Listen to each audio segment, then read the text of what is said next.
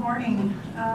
The title of my topic is Rural Development 101, and I'm basically going to fixate on questions or issues we deal with on a day-to-day basis with our customers, so this is just going to be real pinpointed. But again, at the end of this forum, we'll be open for questions. So the first question we typically get is, what is rural? Rural is basically everything that's not within the urban growth boundary. And this map shows the gray area is everything within the urban growth boundaries surrounding the cities. Everything that's green or other colors is rural. Development in the rural area, typically it's not going to be development as you see it in the urban area. It's not going to be subdivisions or multifamily development, etc. Typically the questions we get are, can I build a home on it? Or occasionally other special uses such as solar farms, or can I have wedding event venues? But for the purpose of this conversation, I'll just fixate on the zones which we typically deal with on a day-to-day basis, the rural residential zones and the rural resource zones. There are also a couple of industrial and commercial zones in the rural area, but there are very few of them and very few properties under those zonings, and they typically tend to be already developed. The rural residential zones are the RR5, AF5, and AF10 zones. The question, can I build a home on those properties? The answer is yes. Other uses or special uses, the answer is maybe. The resource zones, that's the other large category of rural zones. That consists of the AF20, EFU, and EFC zones, the farming and forestry zones. And then that's where the questions get murkier. So the question we get, can I build a home on these properties? There is no short answer except maybe, and it's always site specific, depends on the zone, and there are lots of different regulations which come into play. Basically, the regulations which apply to these resource zones start out at the state level at the Land Conservation and Development Commission. They migrate and evolve to the legislature and then into statutes and administrative rules, and then into our community development code. And the purpose of all of those regulations is typically protection of farming and forestry uses. And the restrictions are based on the experiences that more homes and density in a rural area result in greater potential for misunderstanding of actual farming and forestry practices, and therefore potential for conflict and disruption of those farming and forestry activities. So the state establishes the regulations, we adopt those regulations. Depending on the atmosphere here in the county and the direction of our board, we can be more restrictive than the state regulations. We typically are not, but we cannot be less restrictive. The regulations for rural resource zones, I'll preface this by saying Oregon land use laws are among the strictest in the nation, and our regulations pertaining to resource zones were developed largely in the 1980s, but they're constantly evolving. Washington and Lane County have the most restrictive regulations in Oregon, and that's mostly because we have high-value farm and forestry lands, but we also have very high pressures from metro area development. So again, the question we typically get most often about resource properties is, can I build a home on that property? The answer is maybe, and the options for potentially getting approval for a home in those zones are largely based on demonstrated success as commercial farming operation, or potential forestry output on a property, long-term family ownership of a property, or if a property has very little value for farming or forestry. The other category which affects potential buildability of a property are Measure 49 properties. Measure 49 was approved by the voters in the early 2000s. It replaced Measure 37. Basically, Measure 37 was a response to the restrictions on land use, and it allowed basically full-blown opportunity for development for people, families who had owned property since before land use regulations were in place. But that was seen as possibly having too much impact to the rural areas, so Measure 49 was approved by the voters as a compromise to that. Basically, it allows limited ability to divide and build land if a family can demonstrate long-term property ownership.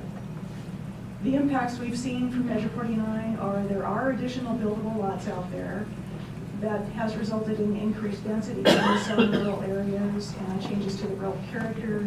Some of the things we hear from neighbors are that traffic on the rural roads has increased in those areas, and adjacent properties may experience issues such as additional stormwater runoff from the new development or potential conflicts with farm use. And there's always a concern about what is it doing to groundwater use.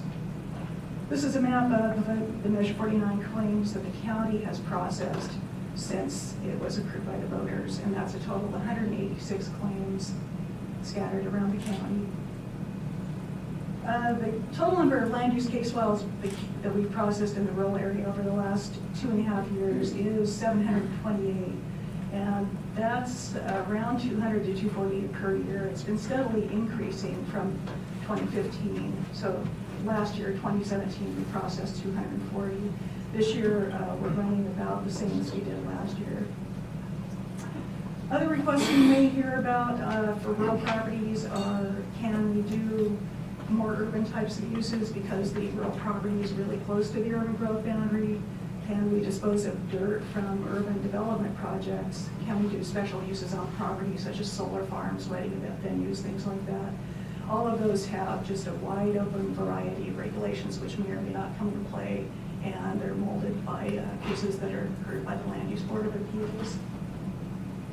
So in short, we're here to help you try to figure out those regulations. If people have ideas for property that they're thinking of buying or that they own, and they're just not sure, that's why we're here, is to try to help you figure out what can you do with that property, or is that the property that's going to help you do what you have in mind. And so in the end, always check with the county. We're here to help you through it all. Yeah, my name is Kofi Nelson, and hopefully by the time you get to rural grading, you have green light from planning. So my goal here is to help you so you can use the county resources to get your job done.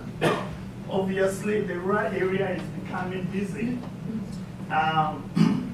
We've had a lot of citizens who are coming after us that we've lived here for 30 years. We've never seen this before. So our goal is to manage the process.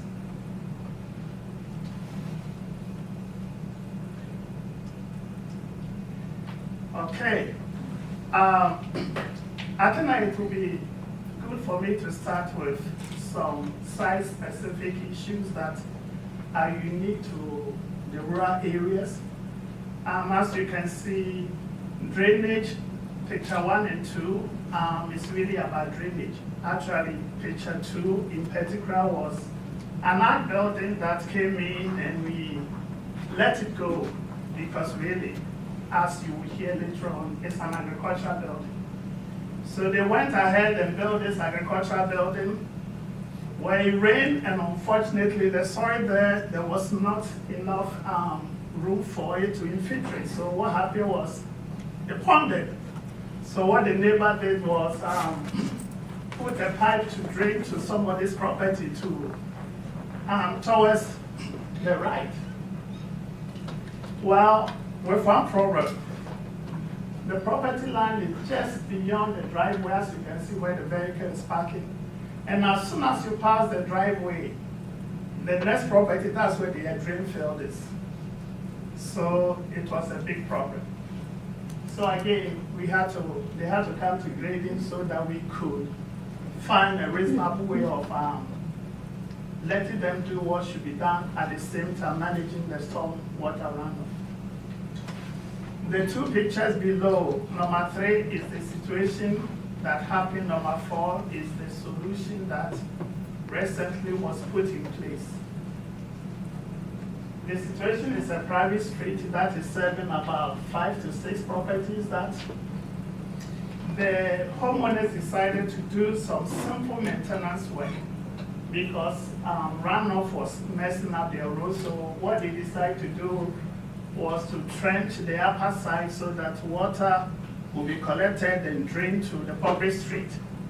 Well, they had no idea that the roadbed had its own problems. So when they did that, the water, rather than traveling that far, decided to find the shortest path, and that caused half of the road to be washed out. We had a pre-construction meeting for this, and the contractor who was going to do this in the past used to be quite critical of the county. So when we had a pre-construction meeting, he was late in coming. So when he came, we asked him, and he said, Kofi, you can't believe I had a project on the other side of the other county. And as I was there, the concrete truck tried to come to the side, got stuck in the road because the road was not designed. So he told me that now I understand why it's important to build a road to support the purpose for the use.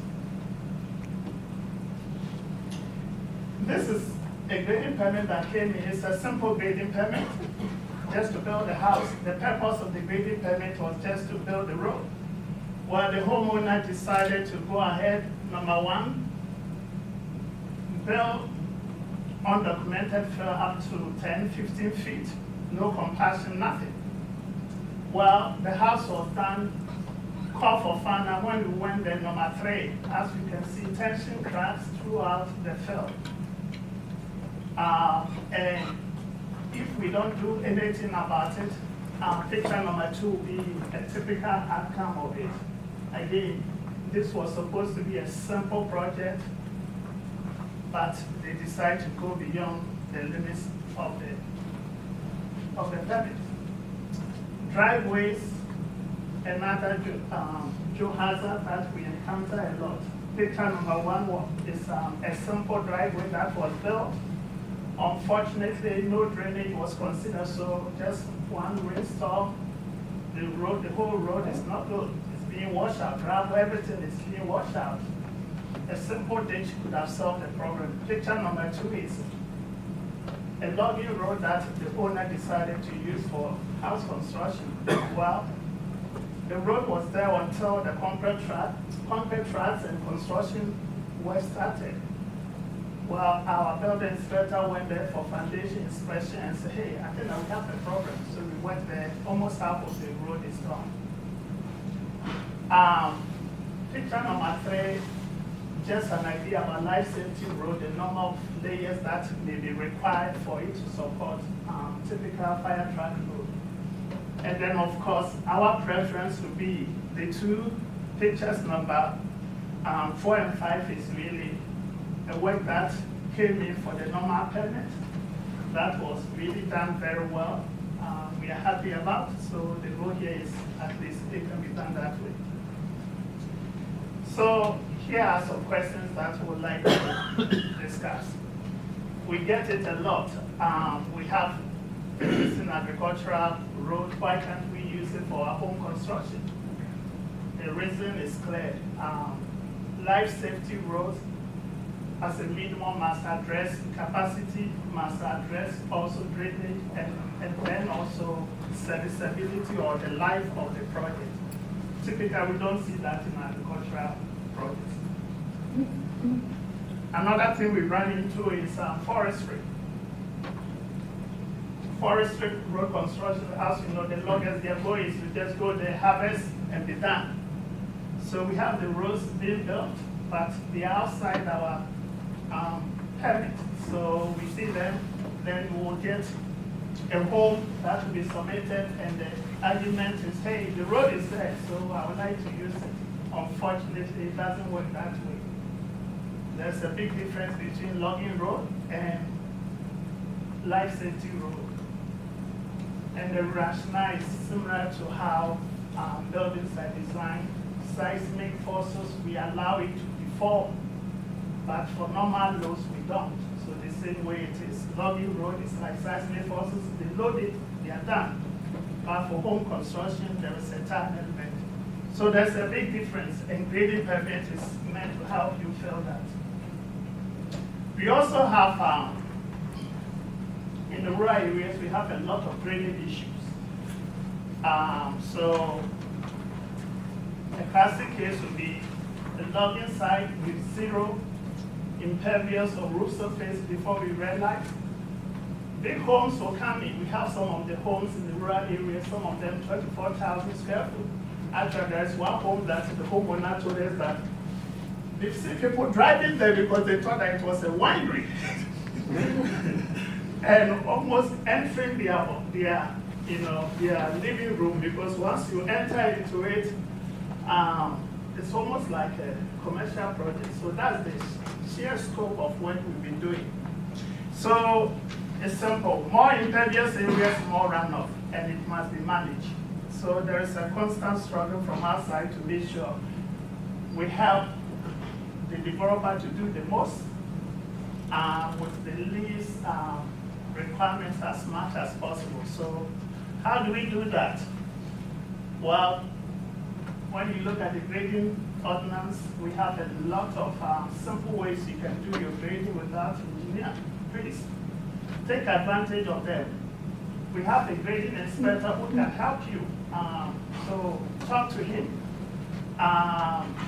But we just want you to know that if you decide to go beyond the limits of the permitted, more often than not, towards the end of the project, we run into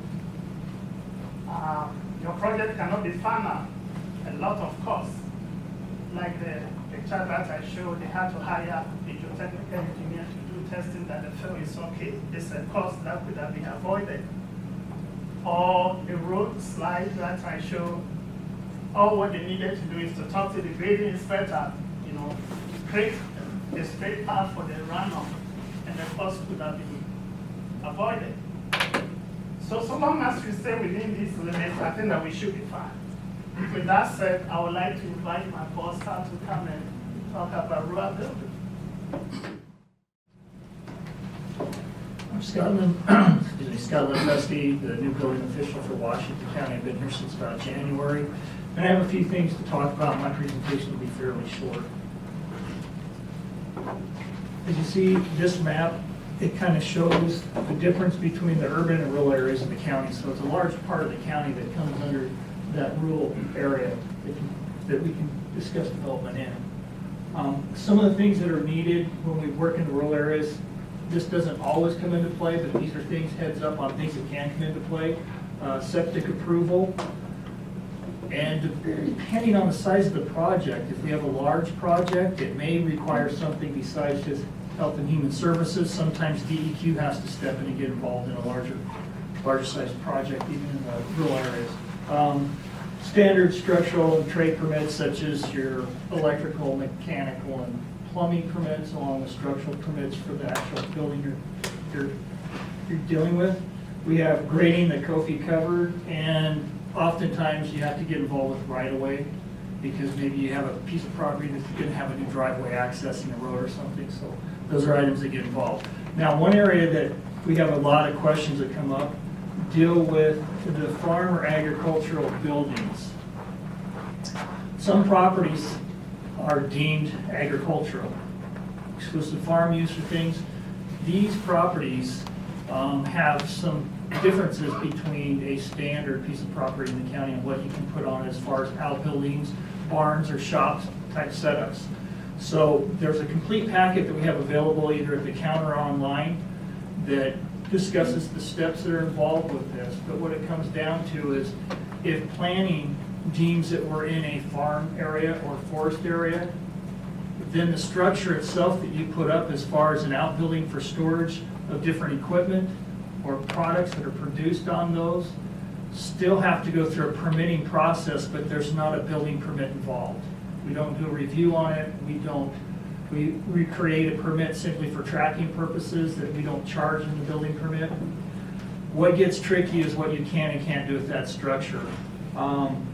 If it is deemed to be agricultural, the things that you cannot do or you cannot use for this structure is it can't be used for a dwelling, so you can't turn it into a house. It can't be used for personal storage. In other words, you can't put your quads in there or your boat and things. It has to be, equipment can be stored in there, but it has to be equipment used for producing the product. A structure used for a purpose other than growing plants, which 10 or more people are involved with, doesn't fall into this just because of the life safety exiting issues that we can get into. We also have structures regulated by state fire marshals rules those have to be permitted. And then there's things that fall under the National Flood Insurance Act, those must be permitted also. So things that get tricky is when we have someone who decides, I'm on an agricultural piece of property and I want to start growing products on my property such as vegetables, and I want to open up a little farm stand. You cannot open the farm stand in your ag exempt structure. If you read the definitions from the legislature, it says that you can sell out of an ag structure. The selling that can go on out of an ag exempt structure is commercial level selling. There's a difference between having someone pick up, like in Eastern Oregon, pick up a load of onions in their full-size truck to take it to a factory to process out of an ag structure, than someone bringing their kids or their family coming in to buy pumpkins at your ag structure. That's the reasoning behind allowing sales, but the sales are at commercial gross level. Just because you've got a couple people involved that should know what they're doing, we're not bringing the general public in. If you have an ag structure, you want to sell products, you can store your products in there, but if you want to bring the public in to sell things, then whatever the structure you build for that requires full permitting. Now, even in the ag structures, the things that are still required are if you run electrical, plumbing, mechanical within your ag structure, those still have to be permitted. It's just the structure itself. And there are ways you can, if you, let's say you purchase a property that has an ag structure, through building codes, you can have that converted into something that would be permitted where you can store your private vehicles or something, a car collection, as long as it's not on a forestry property.